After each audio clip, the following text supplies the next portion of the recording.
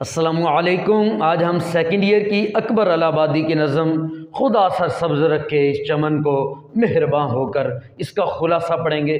خلاصہ آپ اس طرح شروع کریں گے: جب بہار آئی بوستان کے باغ کے صحن میں موجود پھول صحن کی زینت بن کے اگے، بلبلوں نے پرجوش انداز میں ہر طرف دھوم مچا دی، سبز زمرد کی طرح سبز گھاس کا فرش ہر طرف پھیل گیا اور باد صبا بھی مست چال چلتی ہوئی ہر طرف خوشبوئیں بکھیرنے لگی، عروج اور نشو و نما کے نشے میں ڈالیاں جھومنے لگی اور پرندے بھی چمن کے شاداں ہو کر خوش ہو کر گیت گانے لگے، نغمے گانے لگے، اور باد نسیم بھی شاخ گل کے صدقے جانے لگی اور کلیاں بھی محبوب کے خوبصورت چہرے کی طرح کھل گئی، اور باغ کے اندر موجود پھولوں نے شبنم کے پانی سے وضو کیا، اور بلبل کی جو صدا تھی، بلبل کے نغمے کی جو آواز تھی، وہ اذان بن کے گونجی۔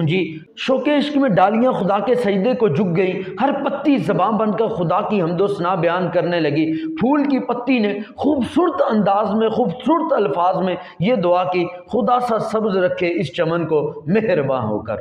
یقیناً خلاصہ سمجھ میں آ گیا ہوگا، یاد ہو گیا ہوگا۔ اگر کچھ مسئلہ ہے اس ویڈیو کو ایک بار دوبارہ سنیں اور اس کے بعد اس کو لکھیں، انشاءاللہ پھر کبھی نہیں بھولے گا۔ اللہ حافظ۔